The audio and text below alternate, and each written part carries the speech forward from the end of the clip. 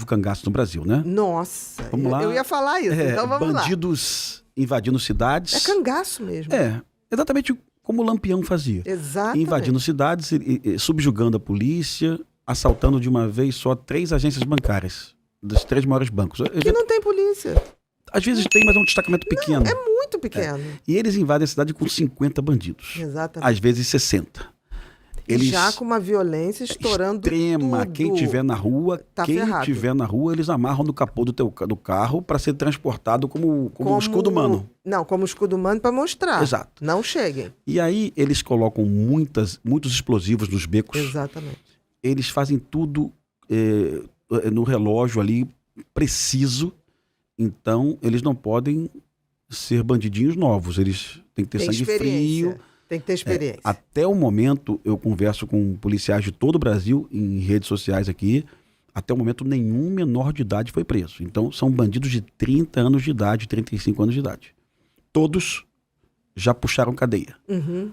E todos brancos, tá? Não tem preto, tá? Jura? Não tem preto. Porque eles atuam em cidades do interior. Do Nordeste? Não, Paraná, Rio Grande do Sul, Goiás. Em alguns estados, a polícia foi muito rápida em agir. Semana passada, a polícia de Tocantins matou 17 bandidos, tá? Desses assaltos. Tá. E não vou compartilhar a foto contigo, eu não gosto de compartilhar. Mas assim, não precisa, não carece. Assim, são fotos todos brancos e alguns brancos de olhos azuis, tá? Então foge totalmente do padrão. Preto, padrão pobre, errado. favelado. Padrão errado. E quando você vai conversar com os policiais mais experientes, o mais experiente do combate é o Bettini, que é um policial federal, que fez um livro muito bacana, chamado Mambo Negro, né? Um livro que ele conta quando ele matou um grupo de bandidos, né? Um livro muito bom. Quando você conversa, quem são esses bandidos? São empresários, dentistas, advogados. Jura? Engenheiros, né? Como assim? O líder de uma quadrilha, Pimentel, isso aqui é fazendeiro, tem centenas de cabeças de gado, mas é rico mesmo na fazenda, ele ganha dinheiro na fazenda, mas ele resolveu virar o líder de um bando armado. Ele tem 45 anos de idade, esse aqui, o subchefe, é o 02, esse aqui é dentista. Não, mas ele é dentista fracassado, né? Ele não conseguiu montar um consultório. Não, ele montou um consultório, ele tem clientela. Tá?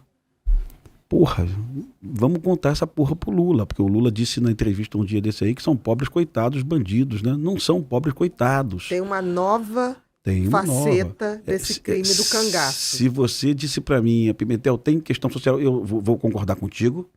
Mas não é a essência. Eu não sei a porcentagem. Não é essa nesse caso aí que você está me contando, é o contrário. Sim. Mostra que não está vindo da comunidade. Não está vindo. Então, o fator desencadeador ou facilitador social não cabe. Beatriz, eu acho pouco provável, porque você chega numa cidade do interior hoje,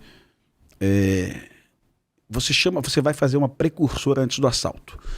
Se você chegar lá 4 bandidos do Rio de Janeiro com camisa de time de futebol, falando karaokês, em 15 minutos o gerente do hotel vai ligar pra polícia, tem um pessoal esquisito aqui, vem cá dar uma olhada, né? É verdade. Vários cariocas são presos assim. Sim. Vários cariocas foram presos em Campos do Jordão assim, bandidos do CV foram presos assim. Mas se você chegar na cidade pilotando uma Hilux, você bem vestido, né? Você educado, ele passa desapercebido. Então o novo cangaço precisa de sofisticação. Aí depois você tem que montar explosivos nas vias principais, que são armadilhas para a polícia. Se a polícia passa, o carro da polícia explode. Então eu tenho que ter conhecimento de explosivo. Eu tenho que organizar toda a operação no relógio. É um engenheiro aí. Eu calculei o tempo que demora para a guarnição da outra cidade chegar. Vai chegar em 2 horas. Então eu tenho que explodir as 3 agências em 1h30, né? Eu tenho que pegar uma via que não é a principal, porque se eu vier pela principal, eu vou esbarrar com a polícia rodoviária. E essa organização, ela é um planejamento para roubar 25 milhões. Que vem líquido, né? E não tem uma quadrilha só no Rio de Janeiro, no Brasil, são várias. E se tornou um outro... Um business alto. E em todo o Brasil. Sempre cidades menores. Não vale a pena executar uma ação dessa numa cidade com mais de 300 mil habitantes, porque vai ter mais policiamento, vai ter um batalhão, vai ter 2 delegacias e tal. Mas já teve em cidade mediana aí, Média. tá? Média. Isso é o maior problema de segurança pública do Brasil hoje. Isso, para mim, é tão preocupante como o Rio de Janeiro está sitiado. Então você acha que, em parte, esses números Sim. que estão baixando no Rio, ou estão baixando, apesar da população não saber, é porque tem uma leva se desviando para uma nova categoria de crime? O Novo Cangaço tem pouco carioca, viu, Beatriz? Tem muito carioca? Paulista, muito paranaense mesmo, sabe? Que é um estado com indicadores sociais maravilhosos, Exatamente. né? Dos melhores do país. Como eu te falei, não tem nada a ver com desigualdade social. O perfil são brancos, mais de 35 anos de idade, classe média, muitos devotos católicos, né? Um dos que morreu na ação da Polícia Federal no Paraná foi velado na Câmara Municipal da cidade. A prefeita achou que ele merecia honras na cidade, tá? Então, o prefeito achou que ele merecia, como um bom cidadão daquela cidade, merecia ser velado na Câmara Municipal, né? O presidente da Câmara também concordou, sabe? Entendi. Olha que nível. Gotham City mesmo, como eu te falei. Gotham City, exatamente. Infiltrado, sabe? Não, olha só, nós admiramos você porque você mata pessoas e rouba bancos. Destacou nessa cidade, né? No Brasil, você destacou nessa cidade. E é o que a gente está vivendo. Essa inversão total de valores. E aí você vai conversar com o conservador fala assim, vamos traçar planos para a segurança pública, o cara já fala logo em redução da maioridade penal. Minha opinião, eu sou a favor também, viu? Primeiro, mas nesse caso não se encaixa. Eu não sou a favor. Não? Eu sou a favor da natureza do crime. Abre um leque, facilita muito mais. Mas muito mais, porque senão, por exemplo, os meninos ingleses que botaram o bebê, nunca seriam processados ou presos. Porque é aquilo que eu te falei, na hora que você separa quem é psicopata e não é, melhora muito. Você sabe que você está lidando com uma máquina assassina aqui. Os 25%, 75%, você pode reabilitar. Sim. Isso faz uma diferença enorme. Sim. Enorme. Então, assim, quando você coloca... O meio social faz muito pouca influência para o psicopata. Sim, você colocando isso para mim aí, eu concordo contigo. Falando? Porque é muito mais fácil você estabelecer a natureza... Por exemplo, matar pai e mãe, com sofisticação de maldade e planejamento e querer ver. Assistiu. Isso não tem como. Isso não tem como ser outra coisa. Eu concordo. Entendeu o que eu tô falando? Fica mais fácil. Eu concordo. Que idade, meu querido? Você vai ter garoto de 14 anos, de 12 anos, de 6 anos... que vai estrangular um bichinho para ver ele sofrer. Só por isso. Você se lembra daquela série Dexter? Sim. Que é ficcional, porque ninguém é um psicopata do bem, não existe. Para prestar serviço. Aí, esse desserviço que a ficção às vezes presta.